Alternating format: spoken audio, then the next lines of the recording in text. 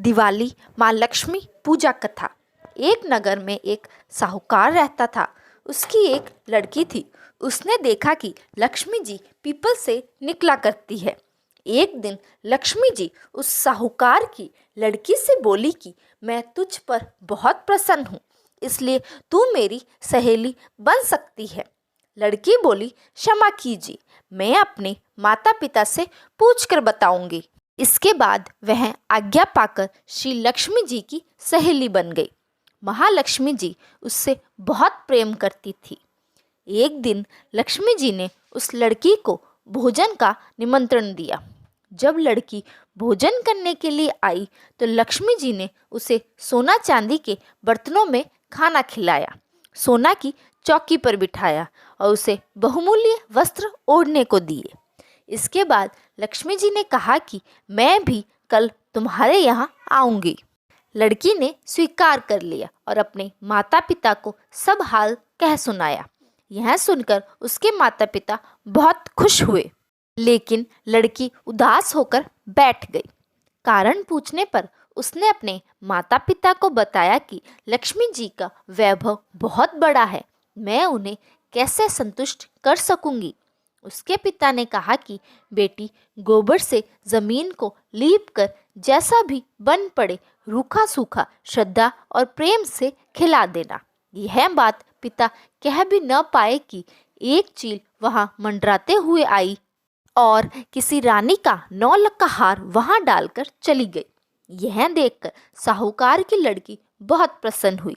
उसने उस हार को बेचकर लक्ष्मी जी के भोजन का इंतजाम किया। इसके बाद वहां श्री गणेश जी और लक्ष्मी जी भी आ गए। लड़की ने उन्हें सोने की चौकी पर बिठाया। इसके बाद महालक्ष्मी जी और गणेश जी ने बड़े प्रेम से भोजन किया। लक्ष्मी जी और गणेश जी के आने से साहूकार का घर सुख समृद्धि से भर गया।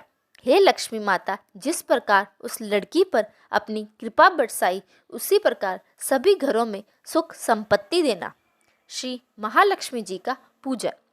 पूजन सामग्री: केसर, रोली, चावल, पान, दूध, खील, बतासे, सिंदूर, मेवा, मिठाई, दही, गंगाजल, सुपारी, एक जल का लोटा, अगरबत्ती, रुई, घी का दीपक, कलावा, दिया सलाई और एक नारियल।